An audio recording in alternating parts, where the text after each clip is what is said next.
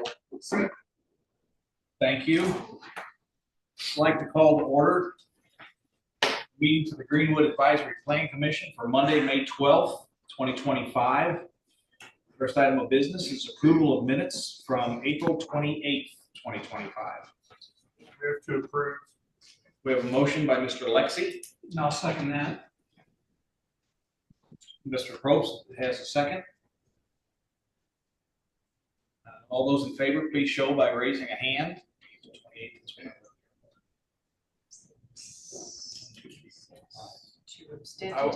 You can vote on the minutes. There's no rule that says you can't, but if you don't want to, you don't have to. Yeah, that's. Yeah.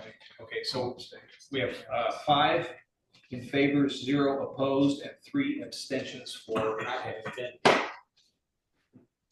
First item on the agenda is special request. Second item on the agenda is special requests and continuances.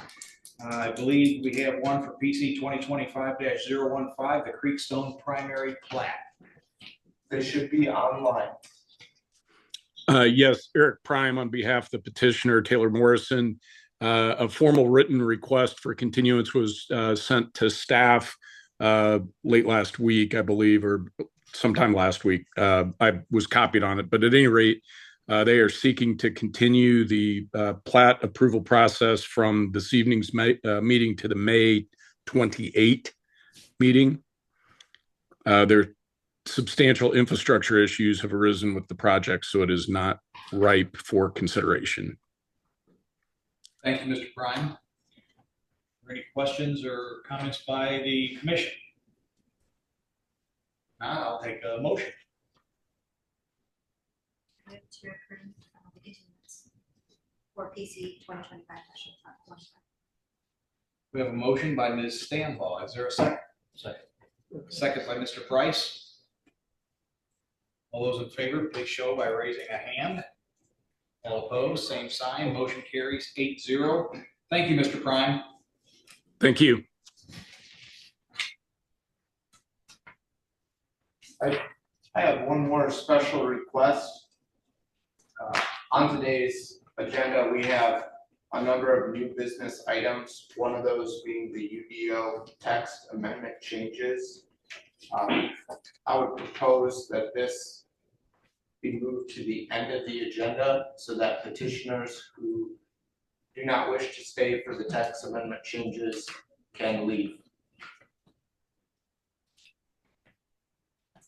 Just all agree by consensus to move it to the bottom. If I can see some heads bobbing up and down. Okay.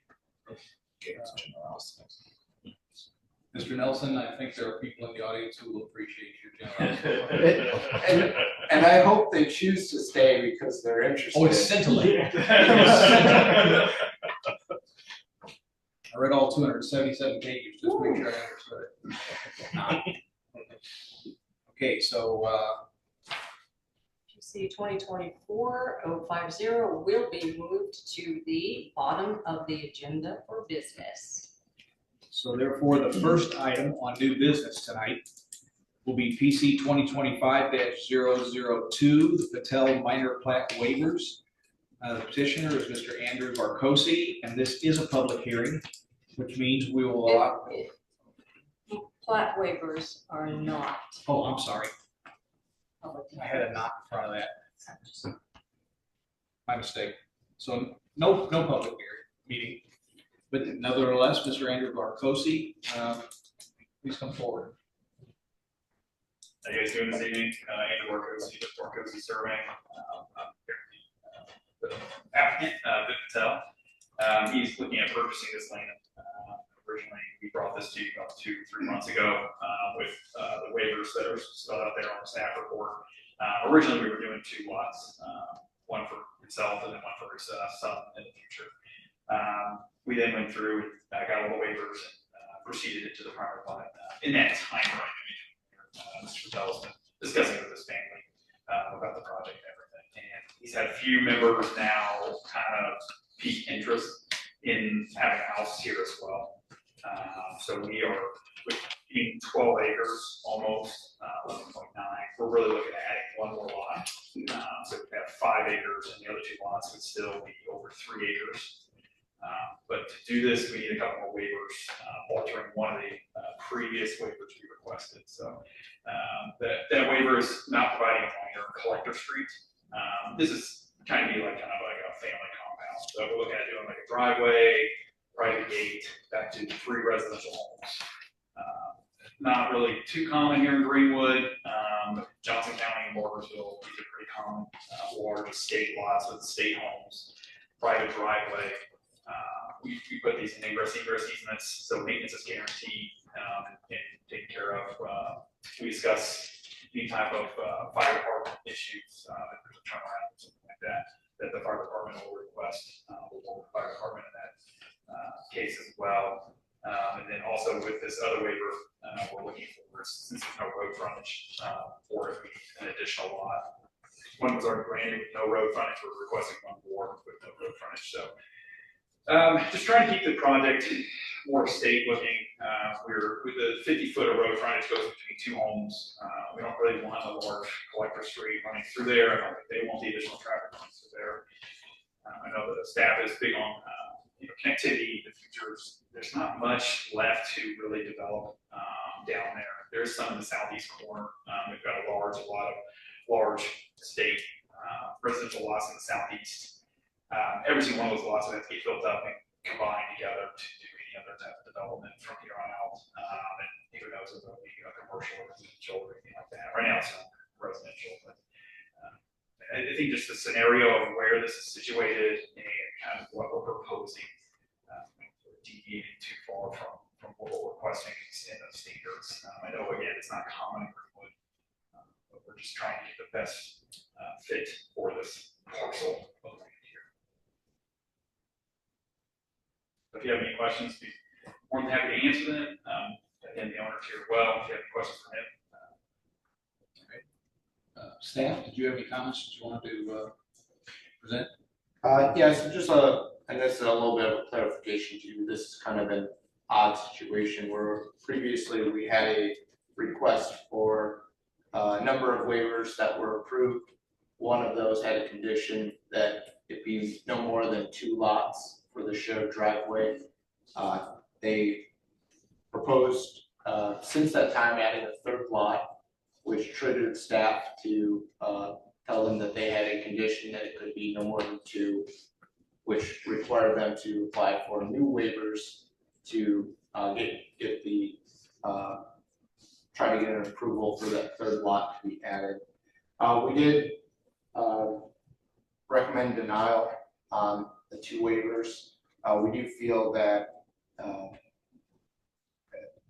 once you start adding more lots, it does become more appropriate for there to be some type of a cul-de-sac for emergency service turnaround, as well as subdivision infrastructure such as sidewalks in this area. I know that the owners probably all get along and are all going to agree on the driveway use and maintenance now, but generations from now, this could become a headache, and those people typically end up calling CDS and staff. So we are recommending denial for the 2 waivers. If it is approved, we do request the condition that easement describing maintenance and access is provided on the final plat. And these lots east-west, which is a drive would go north-south. And there's some almost 350 feet east to west. So there's a lot of room out there. Correct. The staff report had an attachment, and that is the north arrow is to the left of the paper. Yeah. So if you rotate that, it is a north-south drive that they are proposing as a 60-foot ingress, egress, and utility easement. Are these generic future residence locations just showing one on a lot? Yes, correct. And we're looking for height. I assumed as Yeah. much. Okay. The back lot number 5, we pretty much, that's exactly where the house goes. That you got the house, a detached building to go with it too.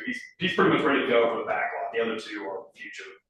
So he is, the owner or the petitioners wanting that 5-acre lot for a very large residential home with a detached structure as well.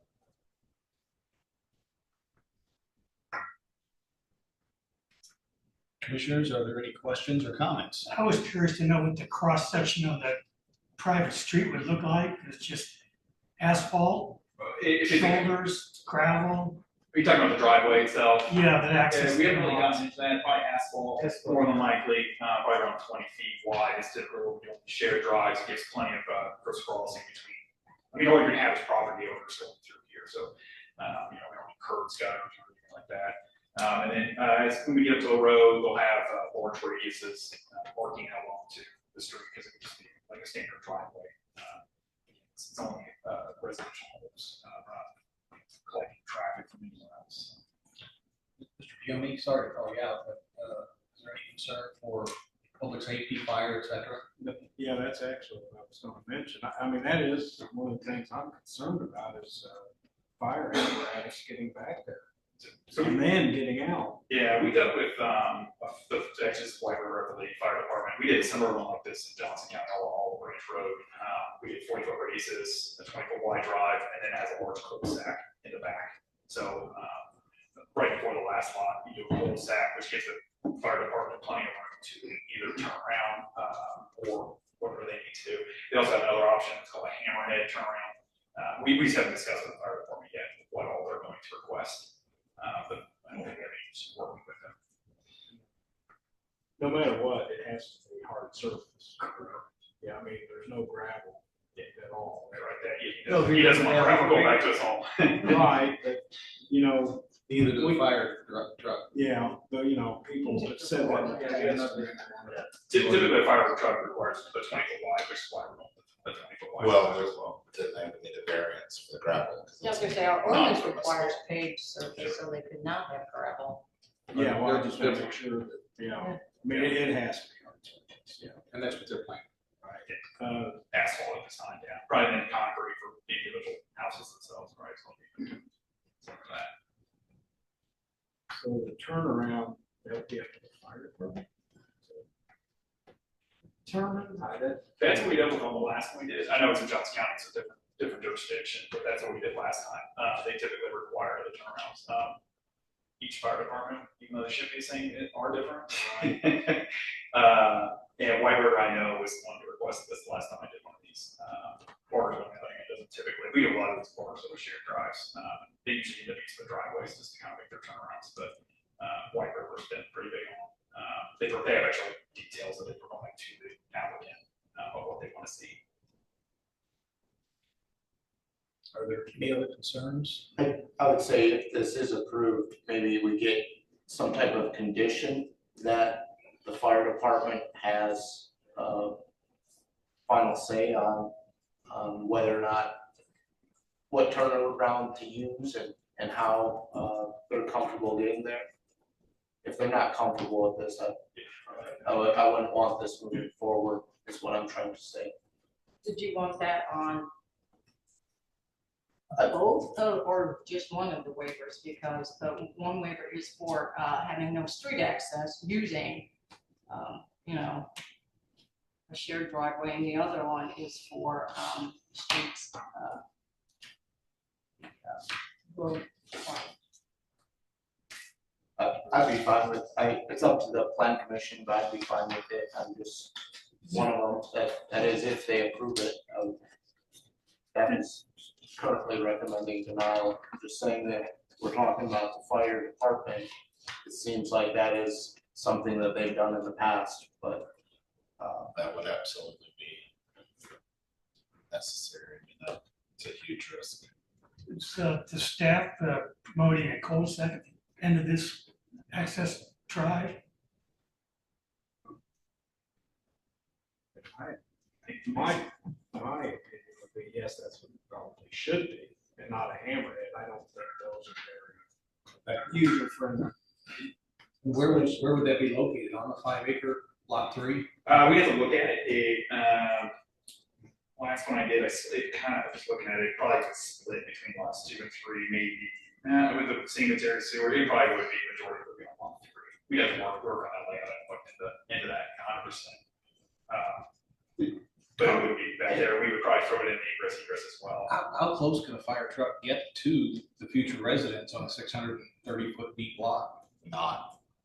They would drive the whole way through. I mean, they could go, one truck could go up the driveway, depending on how wide it is. 20 foot is what they recommend, they always require, they even require that on commercial buildings, you have to have a 20 foot drive around the building too, but.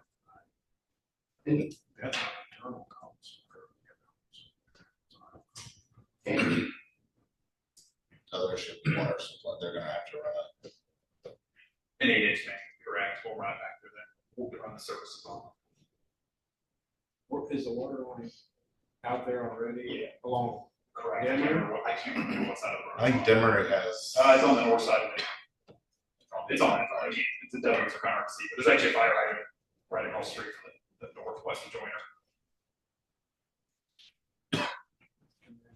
So you'd run a private main. That'd be up for discussion with Indian American, whether they want to be private or public. Obviously, for the owners. So you have to buy one, because they don't, they would make this up. But regardless, you'd actually run a main back there. Yeah, I don't know how far back, again, those are discussions are Indian American. Speak for them on what they're gonna. Well, I mean, I guess what I'm getting at is it'd be better than just leaving, saying they've got to run supply lines. That would be Middle of very, fire. yeah, I've seen long supply lines run that way, but, that's tough to do. Again, meter placement will be also the discussion as well. Yeah. Is that Indiana American or Bargersville? I thought that was Barger. I think it's It Bargersville. might be Barger, which is. Because Bartersville Where would they comes up place to, the hydrant? They probably have to have some Bargersville comes up to Stillman's Crossing. well, I mean, but that, If you're that long. I meant Smith. Yeah, we had to, again, discuss with them about that. Usually it's 400 feet of that space. I'm not sure if they'll require one here or not. I do know a lot of times these minor blast hydrants are actually not required. They just highly suggest them, because if you're within 1,000 feet of a hydrant, your insurance actually drops. It's an insurance thing, so. But if that's. I don't know where the nearest hydrant is. It's actually right across the northwest corner of the neighborhood, on the, if you go right up their front doors, which on the north side of Denver there. That back house would probably be just out of the 1,000 foot range. So going back to the street design, are you opposed to doing a cul-de-sac at the end of this, Not a full blown curb and gutter cul-de-sac. or just a circular asphalt? A circular, right, bring up, there's one already done, it's great development of all the range called Dove's Landing, similar thing, it's very nice, gated. And it's 20-foot drive back, and they've got a very long cul-de-sac at the very end of it. And again, that was the same fire department. That was 4 years ago, but we built it to the fire department standards. Okay, thanks.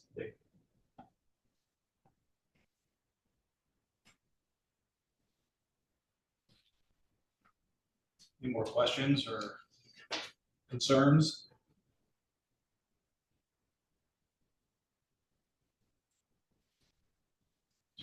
If you're going to add the condition, you might want to add it to the first waiver. It's a condition not the sufficient road frontage. about the street access. Because you've got road frontage and you've got street access. Are we doing street access first? Is that how- That was how they were on the agenda when they sent the packets out, so. There is a suggested condition on the road frontage, it's already suggested by staff.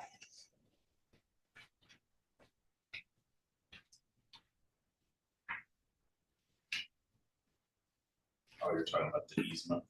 Staff has already recommended a condition that an easement describing maintenance and access is provided on the final plat. And you could have an additional, you could have two conditions, or you could place it on the other one. To you.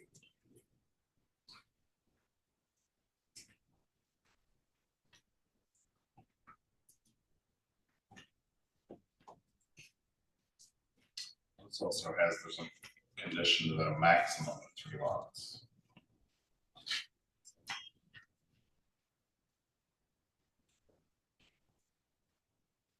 You guys are fine with that? I mean, Yeah, we're done. I'm sure you are, We're but done. I wouldn't want to say that and then you're, No, yeah. Mr. Patel's like, no more. No more, yeah. Too many kids. 2 kids, and that's why actually I'm sorry, but my daughter says she would like to stay with us now.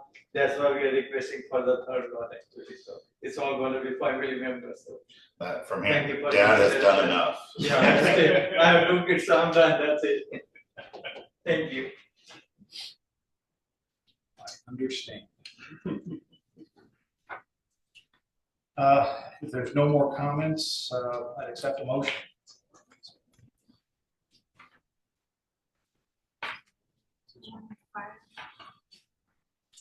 Street access, and I don't know, did you want it to add the condition that will be a maximum of 3 lots, and then the other additional commissions? The additional condition, the planning director suggested that the White River Township Fire Department has final determination and approval on the type of turnaround to use for the shared private drive.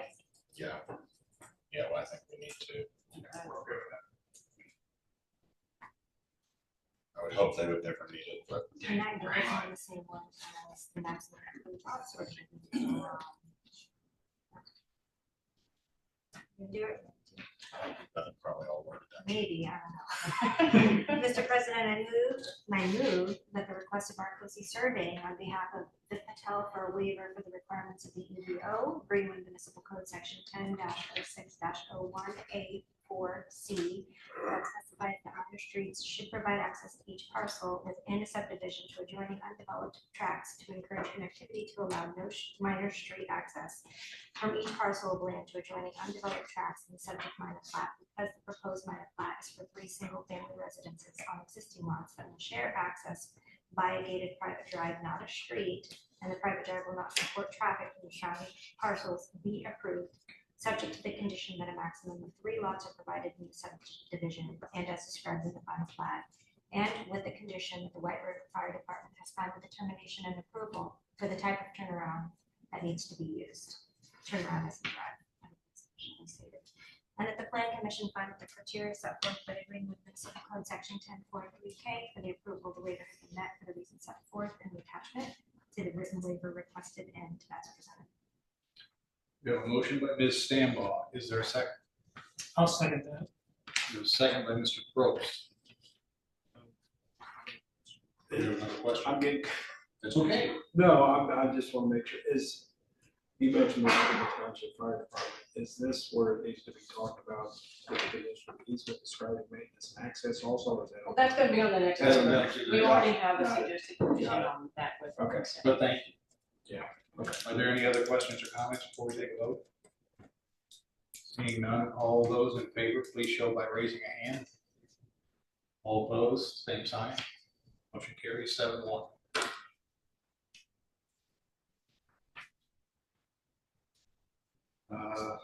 The next item on this topic. The direct street frontage. Yes. Road frontage.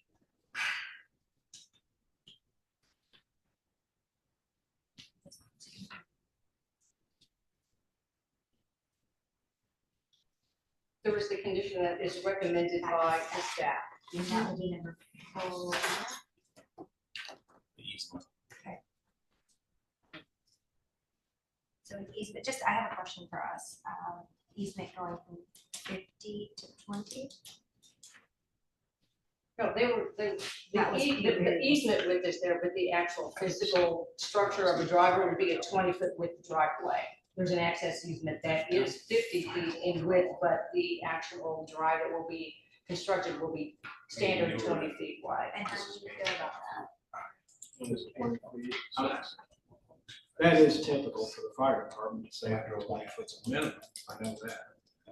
But But as an engineer, how do you feel about that? well, I'd rather see a little higher. I'd like to see like 22, at least like 11 foot lanes, more or less, because we're not gonna have curb and gutter either.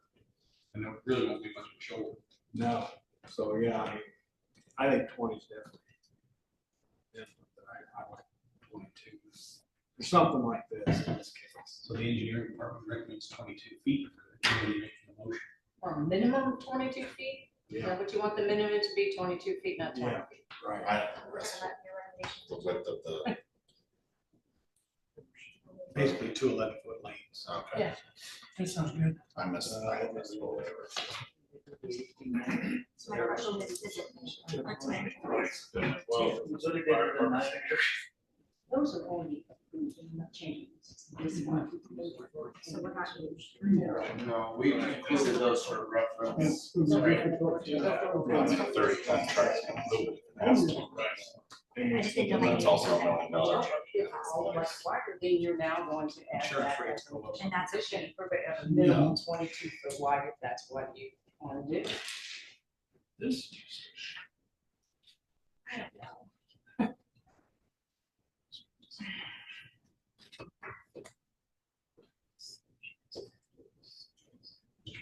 Like to make a motion?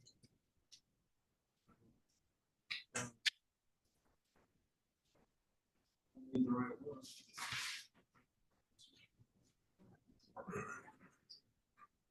But you can have your condition.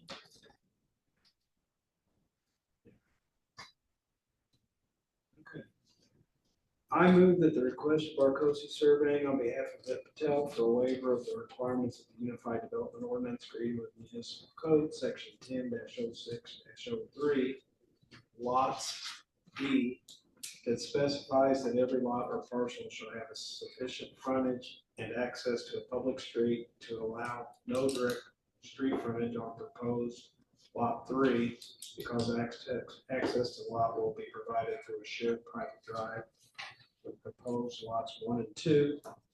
Lot 1 has only 50 feet of frontage.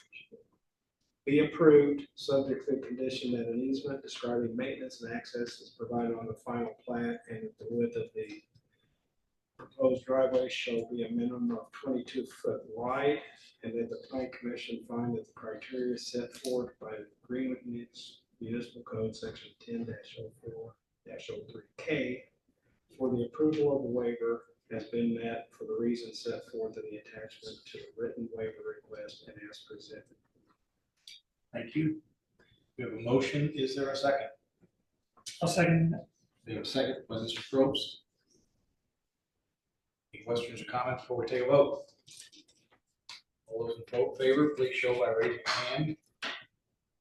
All opposed, same sign. Motion carries 8-0. Thank you, Mr. Barcosi. Thank you. You guys have a great evening. Good luck Thank you. with your children too. Next item on the agenda is PC 2024-038, Honey Creek, Section 1 waiver. Petitioner is Kevin Sumner on behalf of Lennar Homes. Mr. Sumner's online, I believe. Yeah, I'm here. Good afternoon, Kevin Sumner with Y Engineers. With me tonight, I've got Greg Bentner with Lennar Homes. Honey Creek Section 1. This is the section that's got a entrance off of Smoky Row Road, pretty close to the Kroger. So we're asking for a waiver to relocate some trees, street trees, to common area space, mainly just because there's driveways, service utility lines, and so space just doesn't allow for them to be along the street. So we're hoping to be able to locate those to common areas.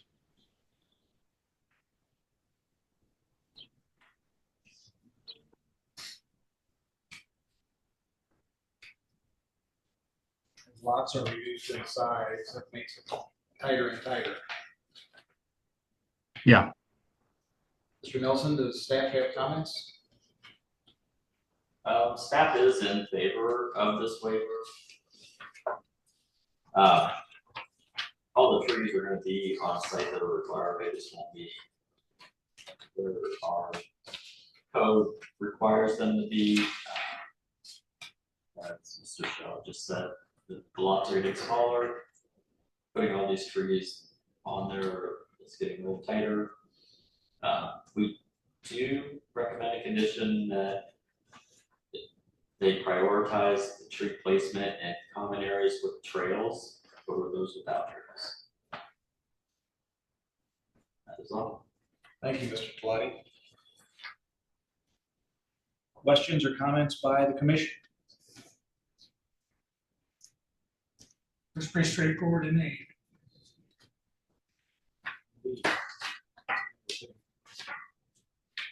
10 pounds of trees and a 5-pound lot. Paraphrase. So the Bill Tingle is still with us. He was my mentor. Is there a motion?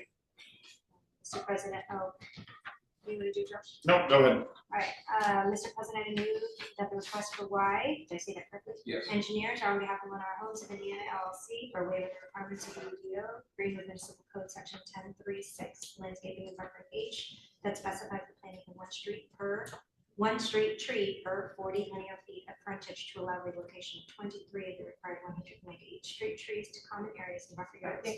Is this the 29 of 144 Whoops, or section 1? Yes. yeah. Yeah. Okay. Wait, I had opened up both of them. Oh, I have. That's the 29, okay. So basically all the same, that specifies the planting of one street tree per 40 linear feet to allow relocation of 29 of the required 144 street trees to common areas and buffer yards around the subject's project due to driveway and utility location conflicts be approved with the condition that the priority tree placement relocates in common areas with trails, and that the plan commission finds that the Lennar Homes of Indiana LLC has met the criteria set forth by the Greenwood Municipal Code 10 or 3K for the waiver for the reasons set forth in the price of the waiver as presented. We have a motion by Ms. Stambaugh. Is there a second? Second. We have a second by Mr. Lexi. Any questions or comments before we move to a vote? Seeing none, all those in favor, please show by raising a hand. All opposed, same sign. Motion carries 8-0. Thank you. Don't go away. The next item on the agenda is PC 2024-039, Honey Creek Section 2 waiver. Again, petitioner Kevin Sumner. Why? Yeah, this is pretty much the same type of waiver. This section is on Honey Creek Road. It has an entrance off Honey Creek Road. This one, same situation, 49 lots. We've got about 23 street trees that we'd like to be able to relocate to common areas. Same situation, utilities and driveways.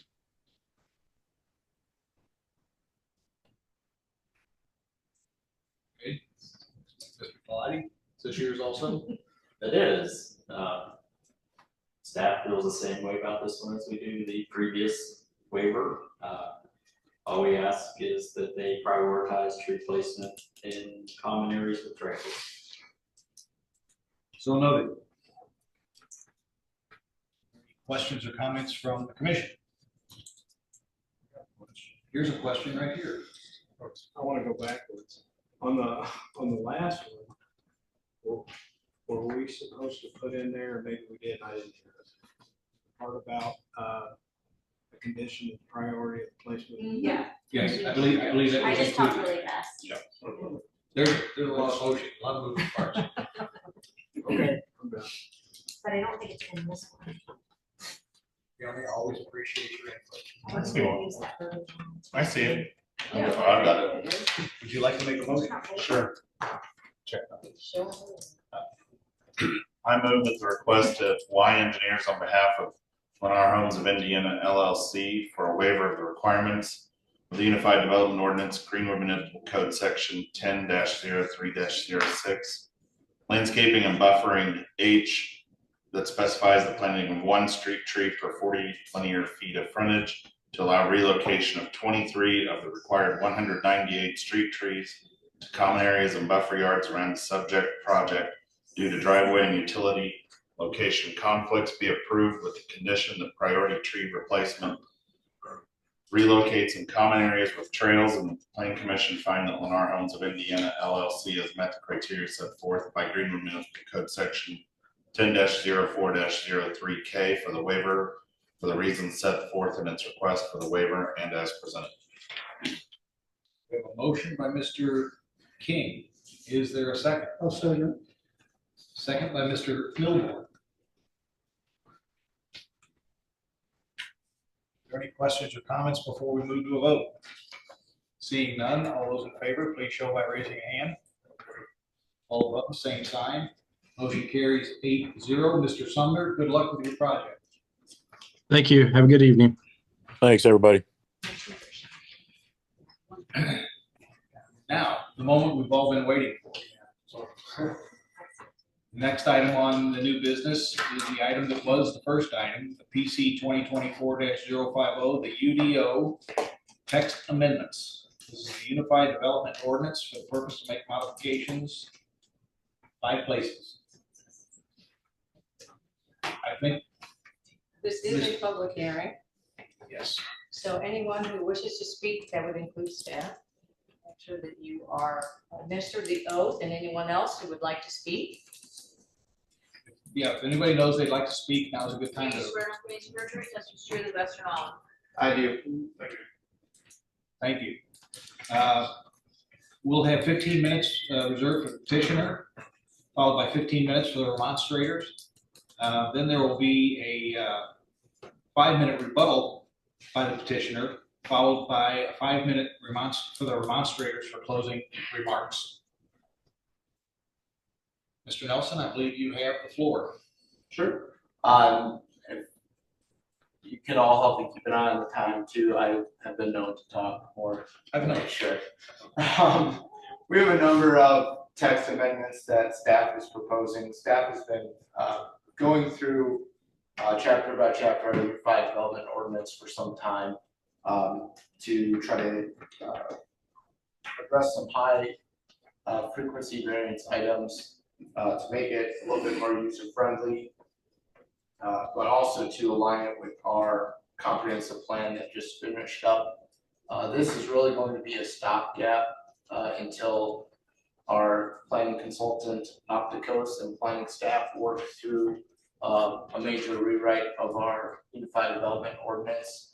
But for the time being, we felt that it was important to go forward with changes for Division 1, rules for interpreting districts and zones, Division 2, the master list of uses by zone, and standards for special exceptions. Division 3, signage, fences and screens, accessory uses and structures, and building design standards. The subdivision standards with street and subdivision names is where we fit the cluster mailbox standards and the glossary as well. So I've prepared a short PowerPoint, but this is the staff report that went out. It has a kind of a summary of what we're looking at, some of the major changes. Master list of uses, gasoline sales, we're reducing this to 1 use. Currently, we have 3 different gasoline sales uses. We have convenience with gasoline, we have gasoline with convenience, and we have gasoline without convenience. The difference between gasoline with convenience and convenience with gasoline is the square footage of the convenience store. We felt that it would be simpler to reduce this to 1 use type. We did a similar thing for eating and drinking. We had many different uses for different types of food: fast casual food, fast food, sit down food. Some of these uses were defined in the glossary and distinguished only by the quality of the food, which we felt was subjective for a planning director to gauge what the quality of each restaurant that came before was in order to determine which zone it should be in. So we've reduced those to just bar establishments, sit down and drive through. We felt that those were distinguishable uses. Medical and health, we've reduced various different offices such as optometrists, dentists, standalone emergency services, etc., just into medical office. And then we've removed full service hospitals from various zones, including the AG zone, agricultural zone, and the OT, Old Town zone. The Old Town zone has very small lots and it has a very distinct character. We felt that if full service hospital is to go into our Old Town, there should be some type of a zone map change or use variance that would get some level of approval. Same with the agricultural zone. If it's coming into the city, if it's a farmer who's selling his land to a developer, they can go through a zone map change process if it's an appropriate area for a full service hospital. Manufacturing artisan. This includes all types of artisan manufacturers, think pottery, think glazing, think engraving, all these uses. We've permitted them in many of our commercial zones, including our downtown zone. This does have limits on obnoxious odor, noise, square foot area, so you can't get a full large scale manufacturing hub. It would be more for a smaller arts and craft. We've put restrictions on data centers. Data centers were not previously in our use table, so it would be a director's determination to a similar use, or it would go as a use variance. We felt that it would be more straightforward and clear if we were to assign it to the industrial large zone as a special exception, which would go to the Board of Zoning Appeals, and we provided special exception requirements due to the aesthetics of data centers as well as the noise, so trying to reduce the noise and the aesthetics from neighboring uses.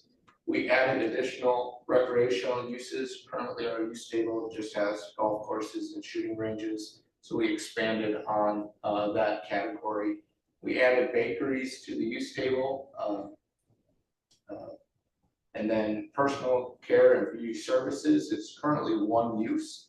We've divided those into two different uses, and we have allowed those in areas such as Old Town, where currently they're not. Most of our salons in the Old Town have either been grandfathered in or received a variance.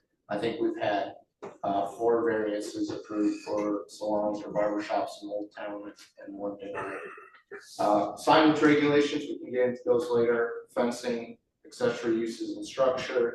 The notable one is the 36-inch masonry wainscot has been removed for most accessory structures.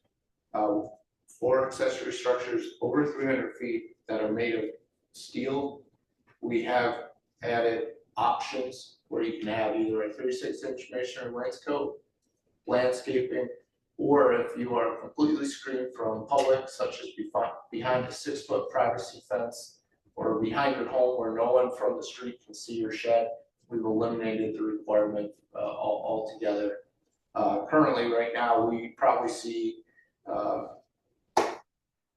2 variances a month on accessory structures with the wainscot around them.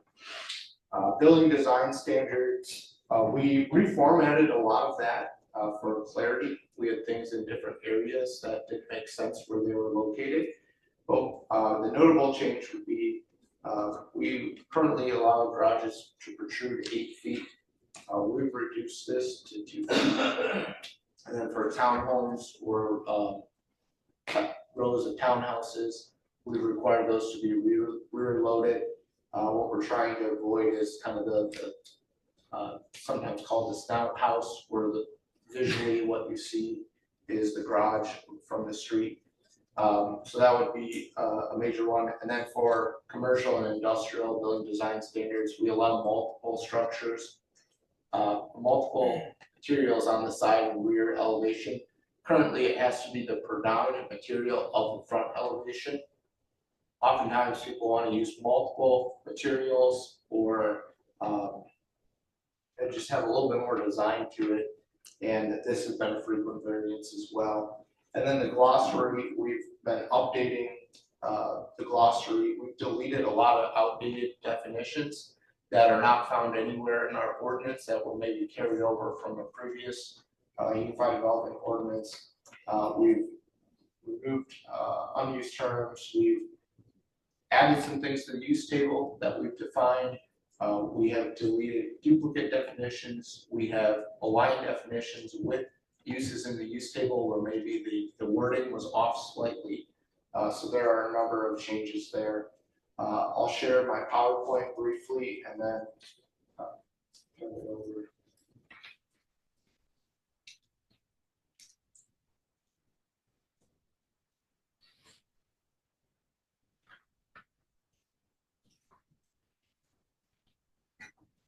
And if you attend the council meeting, I will have this branded with the green with PowerPoint slides.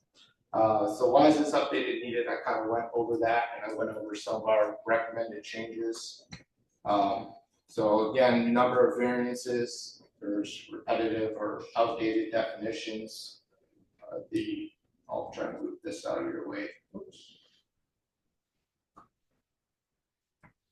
Alignment with the comprehensive plan, and then also our use table was, we're fine tuning the use table. So again, we went over it. These are the code sections. The first thing, the zoning verification letter. We have recently created a zoning verification letter. This provides some outline for that letter. These are for mostly banks or institutions that are going to be loaning money will require a formal zoning verification letter with a lot of documentation and research that staff does and provides to them in a certified letter. This is a process that we've set up and we've added this language to our unified development process for clarity around this specific item that is requested from us. This is not for people that call in and say, what zoning am I in, or can I do this business in this zone? We'll always provide that information. This is for when people are requesting a formal zoning verification letter. The use table, I did highlight a bunch of the changes there. This just goes over a few of them. I'm happy to talk about any of these changes. Simplifying the gas station, simplifying eating and drinking, dividing personal care and beauty, adding that to Old Town. Cluster mailboxes, this is a kind of a new thing in our county. You may have seen them if you've been out. These are the photos taken in Elmwood Estates. There's actually a mail truck there right now. These are being required by our postmaster in all new subdivisions. These cluster mailboxes, they no longer do individual mailboxes. And we were pretty upset that these were right at the intersection, partially in our right of way. And all of them were clustered in one location with no shade. We have concerns about safety, how close they are to fire hydrants, how close they are to the entrances of subdivisions where people might get rear-ended, etc. So we have created some standards. They can't be within 50 feet of the intersection with a stop sign. They need to be away from fire hydrants. We would like them in common area. We would like them behind our sidewalk. We would like them to be either placed under a small shelter or to have some landscaping or landscaping requirements for them. And I think the language on the slide is actually updated to make it an either or, where it's either the landscaping or the structure. This is just an example of the first picture on the upper left-hand corner. Those are cluster mailboxes in Greenwood. We found some photos of other places that have structures or landscaping around them, just to give you an idea of maybe how we can improve the mail experience for new residential neighborhoods in Greenwood that no longer have mailboxes at their residence. The accessory structure, I talked about this. This has extremely high number of variances. You can ask Josh King about this if you have any questions, but it requires for any accessory structure over 300 square feet to have 36-inch tall mortared masonry wainscot. We are only requiring options for structures that are made of steel. This would allow someone, if they want to put up a wood accessory structure over 300 feet, they would not have to do a wainscot, any screening of any type. It would just be permitted. If that's something that is of a concern, that's something we can discuss. But we do have a planting option and also the option for it to be completely not visible from public view if it were to be a metal structure in the rear yard. Again, this is a very high variance item. Building design standards, there's been a number of changes to the formatting, the reordering of it. We're encouraging alley loaded and side loaded and requiring it for townhomes. We're reducing the forward, set forward of a garage from 8 feet to 2 feet.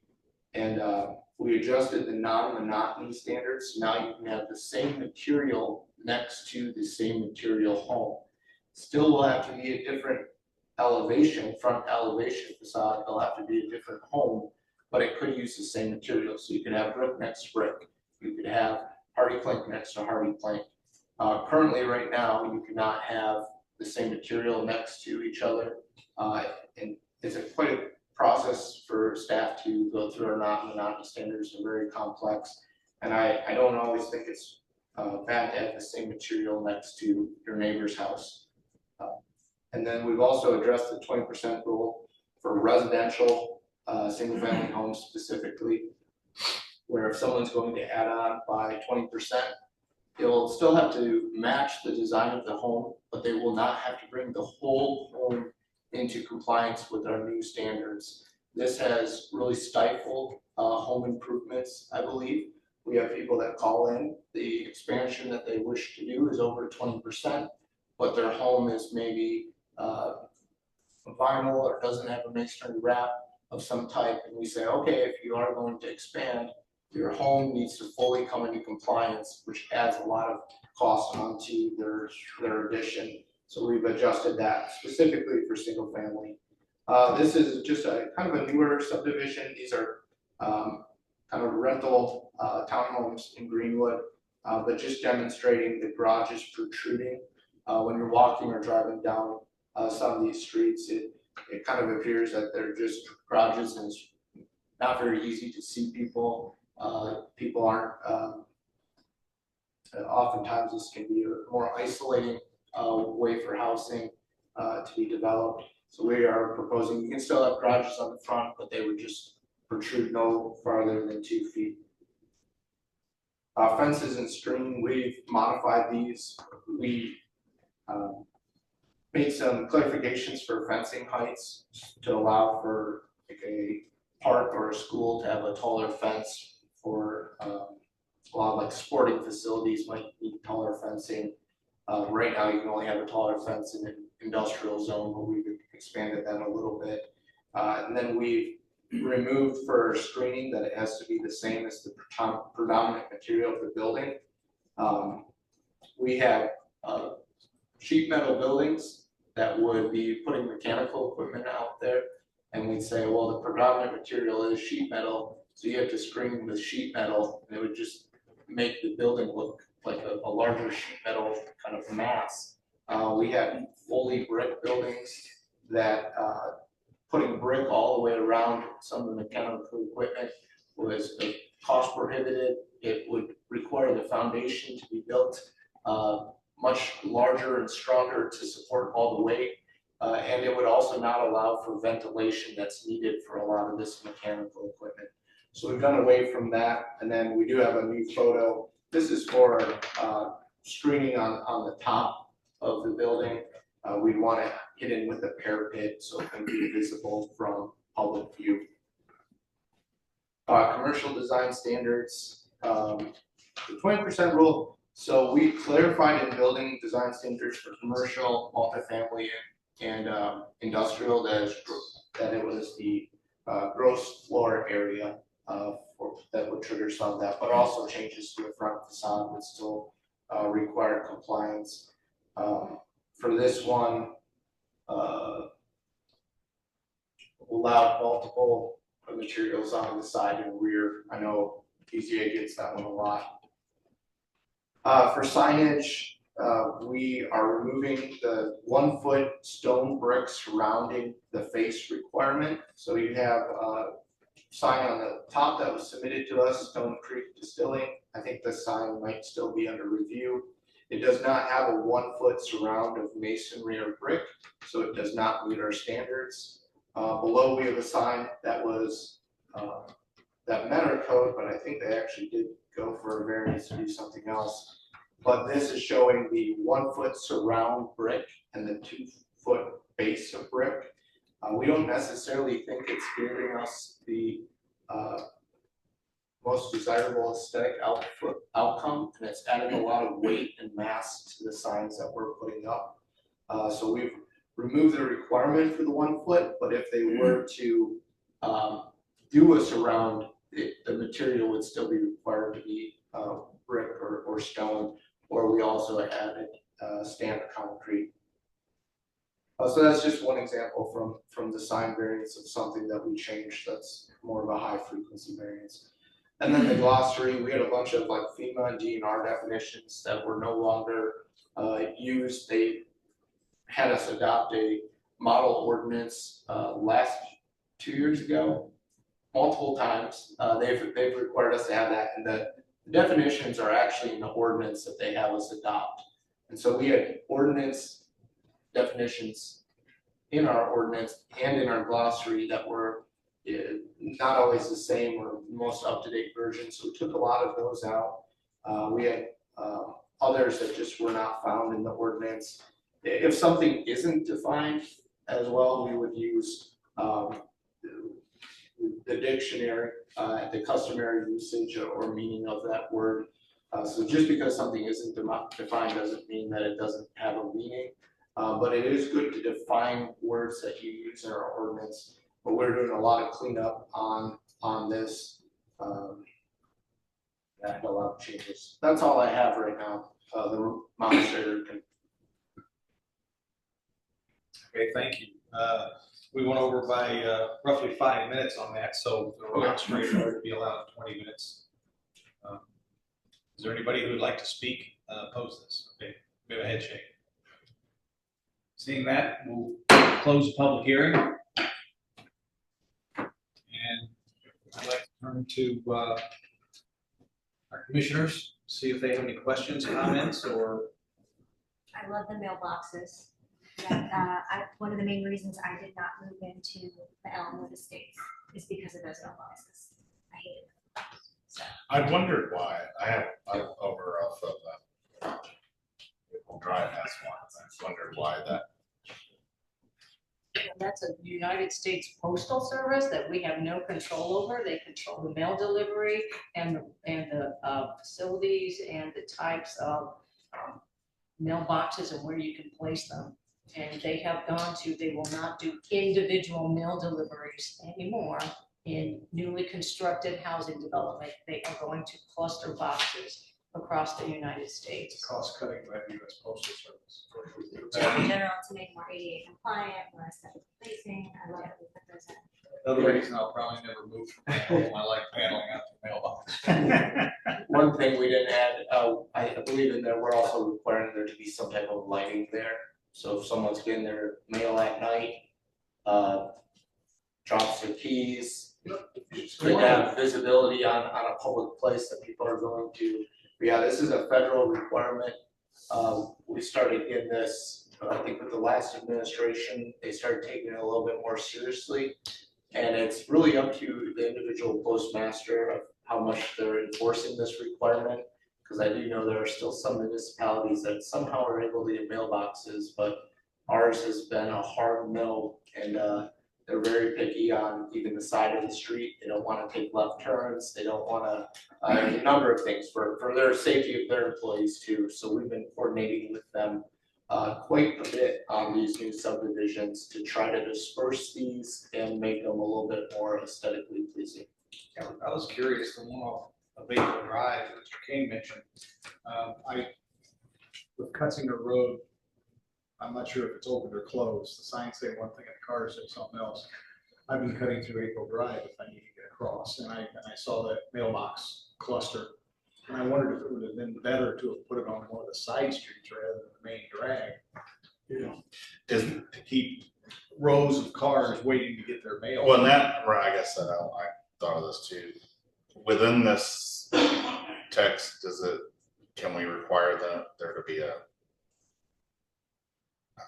cloth blister kind of that concept? So you don't have stacking, a traffic stacking issue. especially during the afternoon commute times. On your way home, you're stuck to get the mail. Let me see if I can pull up the words here. If not, then. What's convenient for the post office with their driver being on the opposite side of the vehicle is not necessarily convenient for. Well, can see I would cars argue- Pull into the other side of the road. I would argue that if it's set back to where they pull in to do their delivery, if they're concerned about their safety by creating these, then this just enhances their safety more. And allowing safety of residents of the city of Greenwood, both driving by not getting mail and pulling over to get their mail. It says CBU shall not be located on arterial roadways, located on any part of a horizontal curve. Located a minimum 50-foot distance from any intersection, stop sign, or fire hydrant.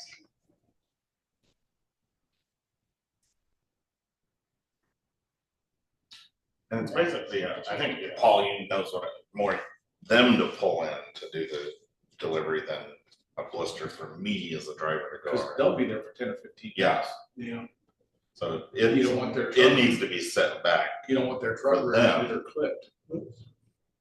Their Jeep, Whatever we call that. whatever it is. Grumman, Running, is that they drive a Grumman, Is that what that's those little called? Grumman vehicles, so they still drive those. I didn't know it had I'll- a name, I'll go so with that. I think so. That's the high school. the more you know, it was the Jeep. The girl in our high school, that's the retired closest, and that's what she drove to school. I saw in the black chestnut retired one in Franklin. It was obvious, it was very obviously retired. So up on the screens, I do have the staff proposal. If you have any recommendations or edits, we are all ears. Mine would be that, and somebody who understands it better than me. A parking blister. Yeah. The parking blister, a corner blister. Yeah. I'm sure Mr. Peony has a much more engineering Well, sounding. that's a good word. Well, and I do wonder, is this polling blister, It's for them. For the Oh, delivery. is it okay with engineering that is, would that be in public right of way then? I think that would be okay, yes. But the CBU should still be on the other side of the sidewalk, but for the postal service who's unloading all your mailboxes, they're gonna be there a while, they have a. They're gonna spot. be there a while, which could potentially create stacking, which can potentially create wrecks, and then we're hearing about that, and then it's a domino effect of, Also, cars pulling in to get their mail. yeah, I mean, a resident might use it to pull in to get their mail. Get them off the road. And we do say that CBU shall not be located on arterial roads, would be less traffic. Would you propose we say something along the lines of,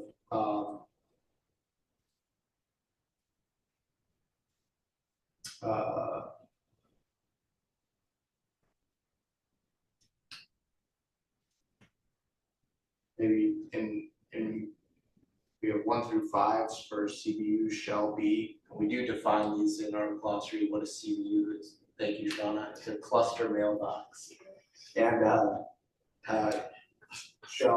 shall include a pull-off zone for postal service. Yeah, cause I'm thinking of the one on April Drive, there's not, It goes right to the curb. it goes right to the curb, which again is what's driving this, but yeah, they're there a while. So you're saying that one should be set back like another lane? Well, I'm saying like a spot for the Right, postal. okay, yeah, A 10-foot blister. gotcha. Interestingly enough, there was, For the Grumman, which today I learned. the first one of these that I ever saw in cluster mailboxes was in Rio Rancho, New Mexico. And it sat perpendicular to the road, where it did not allow someone to pull up and access their mail from their driver window. Well, I'm gonna throw out here, perhaps in our parking standards, we now require maybe a few parking space areas for people to pull in somewhere to walk up to get their mail, We talked about that, we talked about putting them in the amenity center. you know? It almost seems like the postal service wants to dictate all of that also, Because instead of I'm us sure being for able how you to. deliver, but for how people want to pull in and get their mail, you Give our might want to say recommendations. as part of the overall number of parking spaces, maybe you have to provide, maybe they gotta build a parking area in their developments for people pulling behind it yet. I'm trying to think of a way for them to pull in, so they're out of the way, so they're not getting in. Where any access to the mailbox, either dropping off or picking up, is out of the. Gets their vehicle out of the road, so they're not being in. Well, you need to make a recommendation to the common council, so if we're going to make amendment, I would recommend that you do the amendment to the text now and make this, the recommended text changes to. So we're put our recommended language into it now. I would think, yes, we want to add that now, so if we can determine that, because this, you will make a favorable, unfavorable, or no recommendation to the common council on the proposed changes, so whatever you want changed, that's what you're making the recommendation on, we need to send it all. All in one. Mhm. So that, however that gets worded in a way that. A road blister that can hold at least, well, I don't want to say how many vehicles, if the vehicle's 20, at least 60 feet long. So my only pushback would be some only have maybe one small cluster, a couple mailboxes, and 60 feet would be excessive for something with maybe only 6 mailboxes. I'm thinking something just enough for a delivery vehicle to pull in, make the deliveries and get out. I mean, that's. Maybe 20 feet for every 20 mailboxes. No more than 60 feet. My intent is it's not so much for people pulling in to get their. Spitball. I would just say maybe not be that specific for right now, but encourage them to look into There needs, what's the best recommendation. I'm thinking to avoid this picture example, Yeah. to have a way for that postal vehicle to be pulled out of the lane of traffic. So you don't have a vehicle coming this way, another one this way, Yeah. another one coming out. Can the recommendations be simple as they take it into consideration for this council, or do we approve it, or do we approve the recommendation? It's an actual standard, so if you're gonna require to develop, then you know, do I have to provide 10 feet, 20 feet, but what do I need to? I'm thinking it would be enough for the one, for Single vehicle. a single, well, I mean, you could go up to the size of the UPS truck, which is 25, 20. Standard lane width, or if it's just a regular road. I'm just thinking enough for that to pull in there, 20. 25 might be better, just to be able to get in. I mean, Where you for have lane. deceleration. Write a few waivers from the few. I've put at the bottom, CBU shall include a delivery pull-off. I will note, this is a stopgap until Opticos and staff rewrite the full ordinance. We just felt it was very important to get something in our ordinance about cluster mailboxes due to their sudden Arise. So No, that makes sense. this is more general. If you want to go more specific, we can. I think that we do have some wiggle room with our engineering and fire staff. They are on the review of these subdivisions. And if they're providing a pull-off that they are unhappy with or feel that it maybe does not create a safe environment, we can make alterations to that, because one of the things that we do review for is safety. And if it's unsafe, we do not have to approve it. Yeah, I think putting this in just encourages them to come to you with that plan. So I have just a very general question. For some of the things that we've changed in here as businesses and homeowners no longer comply, are they essentially just grandfathered in and leave them alone until they do something that perhaps could reflect any changes otherwise? Correct.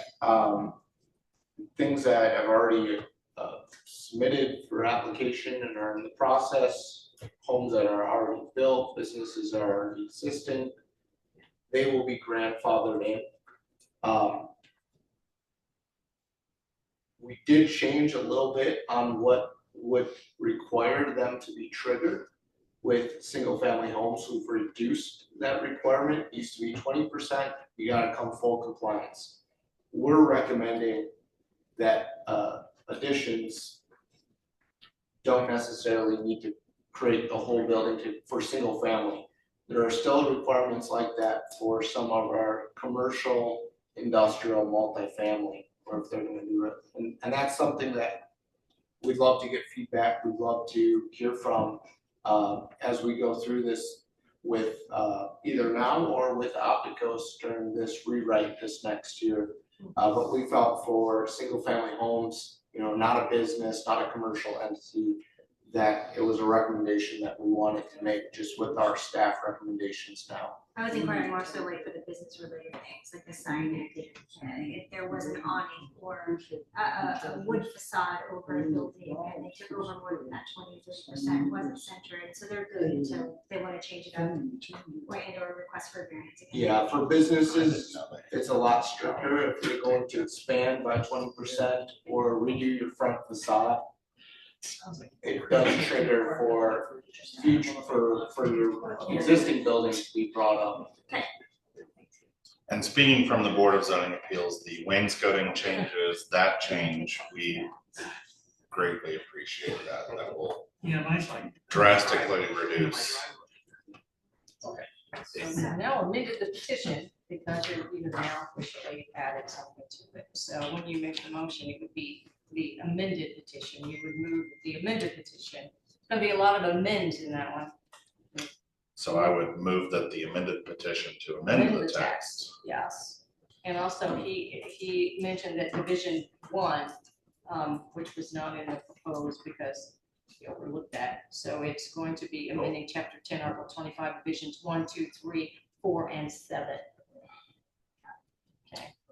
Based on that input, I would accept the motion. If that's it, is that all the I think that's discussion? all discussion. I'll say I've got it ready. Okay, good.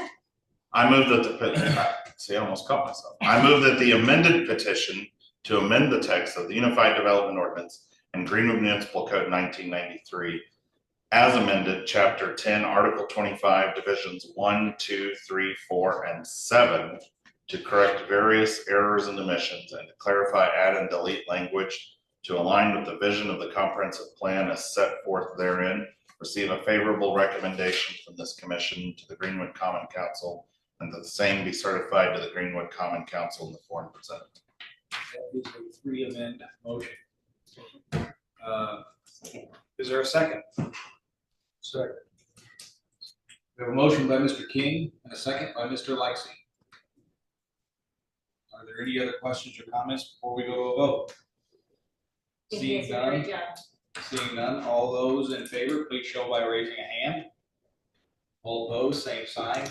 Motion carries 8-0. Congratulations, Mr. Nelson.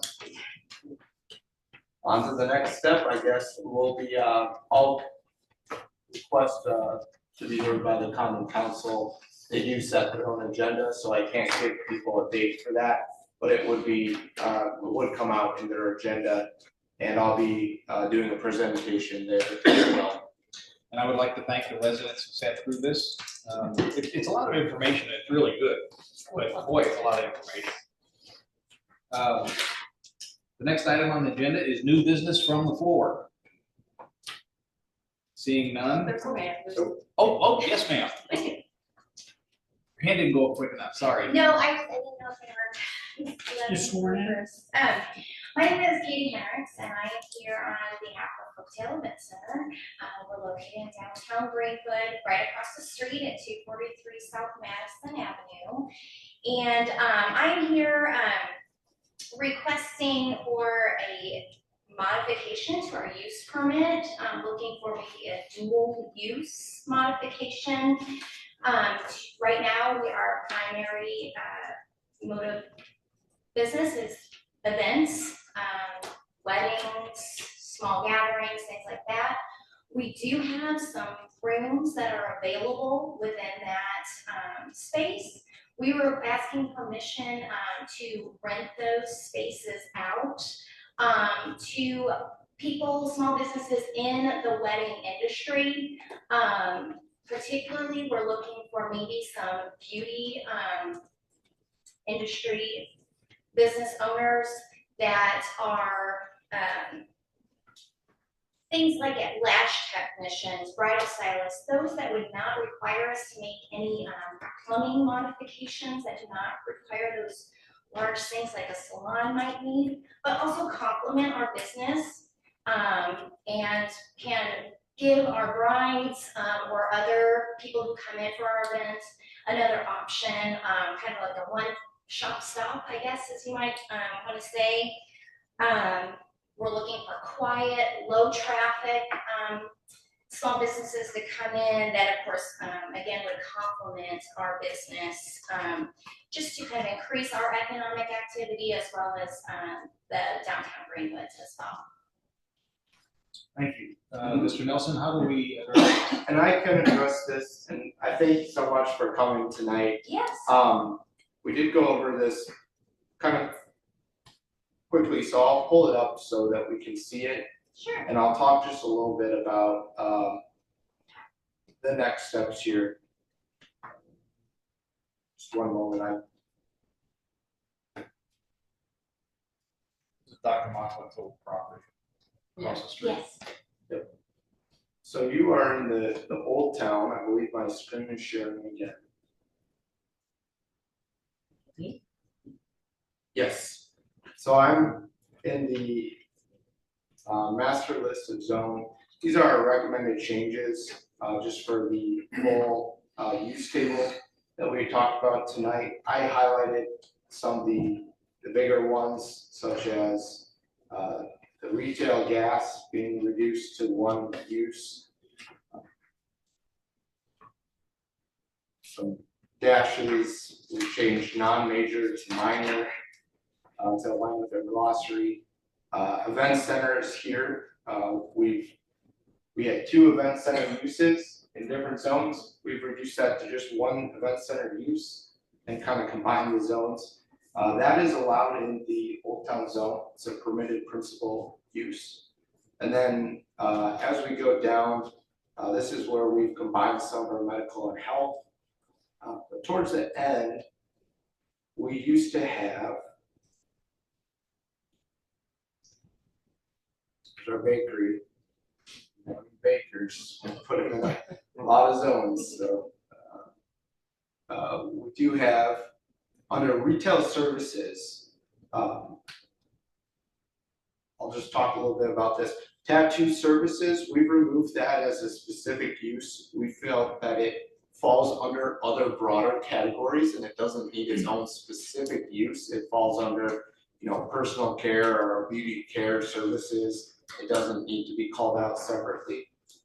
So we used to have professional care and beauty services, and it was not allowed in the Old Town zone, which you are in, and it was not allowed in the Old Town residential zone, which allows for also other commercial uses.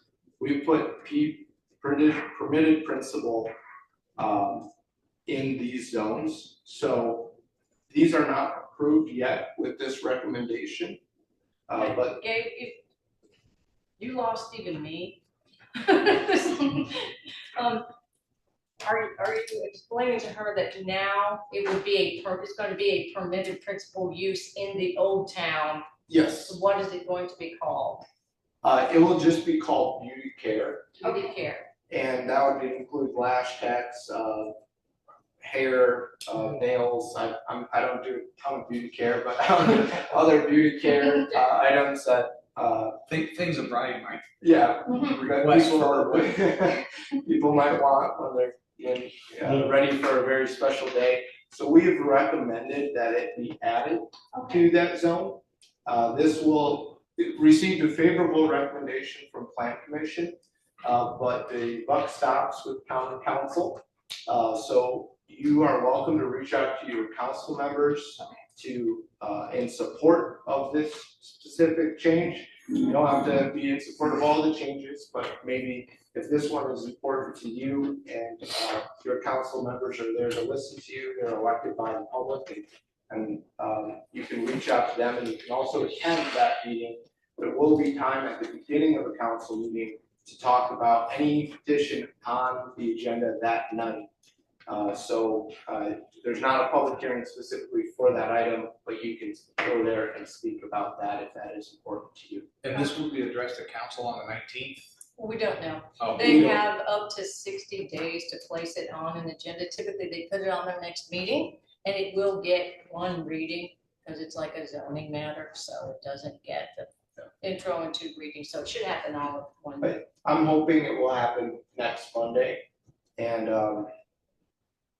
So the facility would be considered mixed use then, once she becomes events and or rented out food spaces? so mixed use developments are permitted in Old Town as well, and typically mixed use, we define different ways, but a mix of commercial uses is typically allowed. It's a lot of times mixed use is specifically talking about a mix of residential and commercial, like a different type. So you would be allowed to do this by zoning. I do recommend any interior changes you're doing, electrical, plumbing, I know you said you might not do it. Still run it by our building department, that is separate from zoning. Some buildings aren't designed to hold certain types of uses per the fire code. So just to check with them to make sure that any modification to your interior is approved, that's fine. And then I can get with planning if you need any additional sign permits. Perfect, And and the just for, oh, sorry. go The ahead. building division is located on the second floor on the south end. Okay, perfect, and just to clarify, so if this is passed through council, then it's just, we can move forward, but if not, then we would apply for a use variance as we have done in the past. Correct, Okay. correct. If this doesn't get through council, an option is a use variance. Okay, If it does, zoning wise, you're okay, but always check with building on the remodel. okay, perfect, I appreciate your time, thank you very much. But Mr. Lexi, who's the council person that represents? I think it's Ezra Hill. Oh, it is Ezra, yeah. It's, okay. So you might, I would contact him before next Monday. I got a business card for Ezra, if you want it. Sure. No, Mr. Jones. Oh, that's where he sits, apparently. Yeah, that's where Mr. Jones sits. Thank you. Thank you so much, I appreciate it. Ms. Hendricks, thank you very much for your, Yes, thank you, I appreciate your time. and sorry for having you sit through the UDO. That is no problem, it's interesting. Is there any other new business from the floor? Nope. Seeing none, announcements. No, not from staff. Seeing none, we'll go to announcements. One announcement I'd like to make, the next plan commission meeting is on Wednesday, May 28th, due to the Memorial Day holiday. So it's 2 weeks and 2 days from tonight. Are there We'll any, make the meeting. are there any other announcements? Seeing none, I'll accept one more motion. Move to adjourn.